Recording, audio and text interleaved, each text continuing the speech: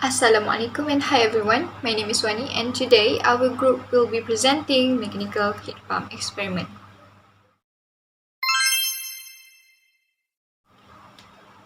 A heat pump is a type of heat engine that operates reversely.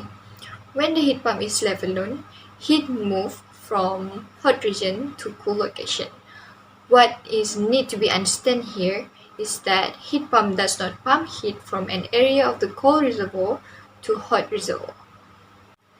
In the situation of thermal efficiency instrument, heat is taken from the cold reservoir and then transferred to a warmer location.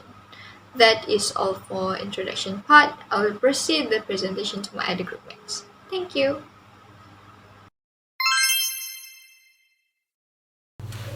My name is Wan Nazira Fazrin binti Muhammad Zaki and now I will present about objective of mechanical heat pump. The first objective is to determine the power input, heat output and coefficient of performance of vapor compression heat pump system. It is also to produce the performance of heat pump over a range of source and delivery temperature. And now this is the closed loop compression cycle. Assalamualaikum warahmatullahi wabarakatuh. My name is Wan Sayyidil Atir bin Wan Muhammad Zulkifli. Today I will talk about the procedure and the results of this lab. First of all, I will talk about the procedure. The first step of the procedure is perform the general startup procedure. Next, adjust the cooling water flow rate to 40%, which is 4.0 lpm. Next, allow the system to run for 15 minutes. Next, record all the necessary readings into the experimental data sheet. Next, repeat the experiment with reducing water flow rate so that the cooling water outlet temperature increase by about 3 degrees. Repeat similar steps until the compressor delivery pressure reach around 14 bar. Last but not least, the experiment may be repeated at a different ambient temperature. Last but not least, I will talk about the result of this experiment. For the test one, the cooling flow rate is 10%.